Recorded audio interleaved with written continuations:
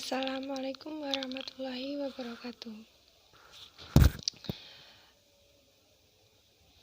Puji syukur kita panjatkan kehadirat Allah Subhanahu wa Ta'ala yang telah memberikan kita nikmat iman, Islam, dan sehat walafiat, sehingga kita dapat berkumpul di acara Baitul Arqam yang insya Allah dimuliakan oleh Allah.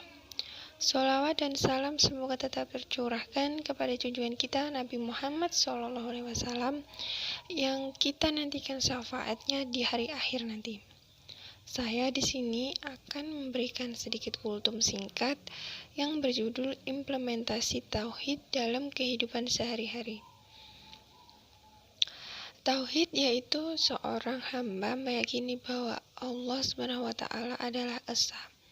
Tidak ada sekutu baginya dalam rububiyah, ketuhanan, uluhiyah, ibadah, asma, dan sifatnya. Urgensi tauhid, seorang hamba meyakini dan mengakui bahwa Allah SWT itu semesta, Rabb atau Tuhan segala sesuatu dan rajanya.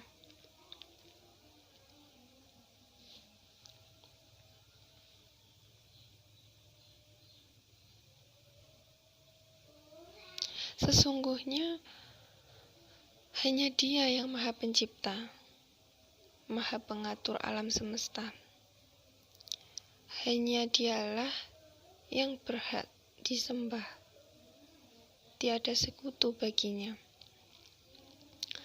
Dan setiap yang disembah selainnya adalah batil. Sesungguhnya Dia Subhanahu wa Ta'ala bersifat dengan segala sifat kesempurnaan, maha suci dari segala aib dan kekurangan. Dia Subhanahu wa Ta'ala mempunyai nama-nama yang indah dan sifat-sifat yang tinggi. Pembagian Tauhid. Tauhid yang didakwahkan oleh para rasul dan diturunkan kitab-kitab karenanya ada dua. Yang pertama, Tauhid dalam pengenalan dan penetapan.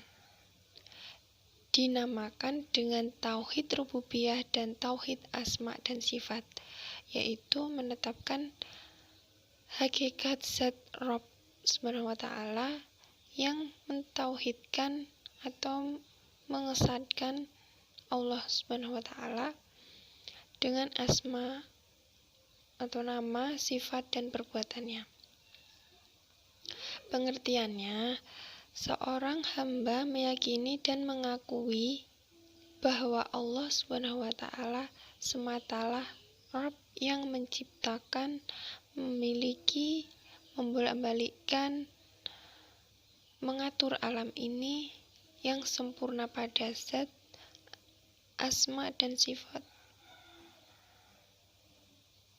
sifatnya serta perbuatannya yang maha mengetahui segala sesuatu, yang meliputi segala sesuatu di tangannya kerajaan, dan Dia maha kuasa atas segala sesuatu. Dia Subhanahu wa Ta'ala mempunyai asma atau nama yang indah dan sifat yang tinggi. Tidak ada sesuatu pun yang serupa dengan Dia, dan Dialah yang maha mendengar lagi maha melihat. Quran Surat Asy-Syura. Yang kedua, Tauhid dalam tujuan dan permohonan. Dinamakan Tauhid Uluhiyah dan Ibadah, yaitu mengesahkan Allah Subhanahu wa Ta'ala dengan semua jenis ibadah seperti doa, sholat, takut, mengharap, dan lain-lain. Pengertiannya, seseorang hamba meyakini dan mengakui bahwa Allah Subhanahu wa Ta'ala saja yang memiliki hak uluhiyah terhadap seseorang makhluknya. Hanya Dia Allah Subhanahu wa taala yang berhak untuk disembah, bukan yang lain. Karena itu tidak diperbolehkan untuk memberikan salah satu dari jenis ibadah seperti berdoa, sholat, meminta tolong, tawakal, takut, mengharap, menyembelih, bernazar, dan semisalnya, melainkan hanya untuk Allah semata. Siapa yang memalingkan sebagian dari ibadah ini kepada selain Allah Subhanahu wa taala,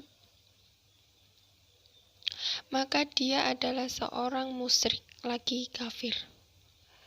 Tauhid uluhiyah atau tauhid ibadah. Kebanyakan manusia mengingkari tauhid ini. Oleh sebab itu, Allah Subhanahu wa taala mengutus para rasul kepada umat manusia dan menurunkan kitab-kitab kepada mereka agar mereka beribadah kepada Allah Subhanahu wa taala saja dan meninggalkan ibadah kepada selainnya. Yaitu hakikat dan inti tauhid. Hakikat dan inti tauhid adalah agar manusia memandang bahwa semua perkara berasal dari Allah Subhanahu wa taala. Dan pandangan ini membuatnya tidak menoleh kepada selain Allah tanpa sebab atau perantara. Seseorang melihat yang baik dan buruk, yang berguna dan yang berbahaya dan semisalnya. Semuanya berasal darinya Allah Subhanahu wa taala.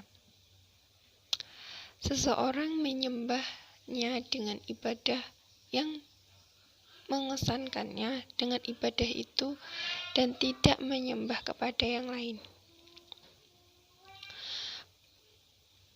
Selanjutnya, buah hakikat iman. Seorang hanya boleh tawakal kepada Allah Subhanahu wa taala semata, tidak memohon kepada makhluk serta tidak memperdulikan celaan mereka.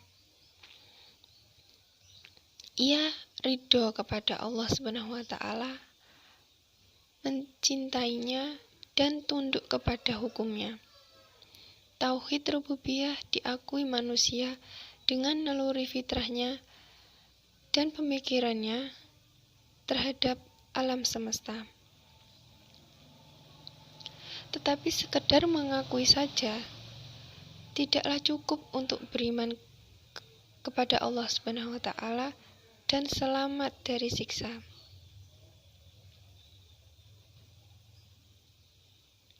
Sungguh, iblis telah mengakuinya, juga orang-orang musyrik, namun tidak ada gunanya bagi mereka. Karena mereka tidak mengakui tauhid ibadah kepada Allah Subhanahu wa taala semata. Siapa yang mengakui tauhid rububiyah saja, niscaya dia bukanlah seorang yang bertauhid dan bukan pula seorang muslim, serta tidak dihormati atau diharamkan darah dan hartanya sampai dia mengakui dan menjalankan tauhid uluhiyah. Sehingga dia bersaksi bahwa tidak ilah sesembahan yang berhak disembah selain Allah Subhanahu wa taala semata. Tidak ada sekutu baginya dan dia mengakui hanya Allah Subhanahu wa taala saja yang berhak disembah, bukan yang lain. Dan konsekuensinya adalah hanya beribadah kepada Allah Subhanahu wa taala dan tidak ada sekutu baginya. Selanjutnya, keagungan kalimah tauhid. Dari Abdullah bin Amr bin al-As radhiyallahu anhu, Sesungguhnya Rasulullah Shallallahu Alaihi Wasallam bersabda, sesungguhnya Nabi Nuh alaihi salam tatkala menjelang kematiannya, beliau berkata kepada anaknya, sesungguhnya aku menyampaikan wasiat kepadamu, aku perintahkan kepadamu 2 perkara dan melarangmu dari 2 perkara. Saya perintahkan kepadamu dengan kalimat la ilaha illallah, tiada ilah yang berhak disembah selain Allah. Sesungguhnya seandainya 7 lapis langit dan 7 lapis bumi diletakkan dalam 1 daun timbangan dan kalimah la ilaha illallah, tiada ilah yang berhak disembah selain Allah, diletakkan pada daun timbangan yang lain, niscaya kalimat la ilaha illallah lebih berat dan dijangkau.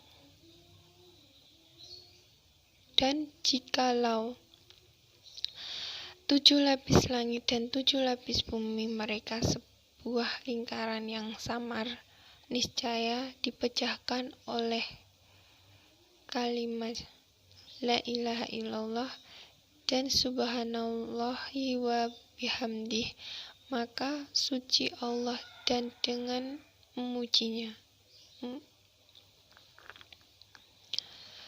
Sesungguhnya ia merupakan inti dari semua ibadah. Dengan makhluk diberi rizki, dan aku melarangmu dari perbuatan syirik dan takabur. Hadis riwayat Ahmad dan Al-Bukhari dalam Al-Adab Al-Mufrad. Demikian kultum dari saya, semoga bermanfaat bagi kita semua. Jika ada kesalahan kata, saya mohon maaf. Wabillahi taufiq wal hidayah, waridho wa inayah. Wassalamualaikum warahmatullahi wabarakatuh.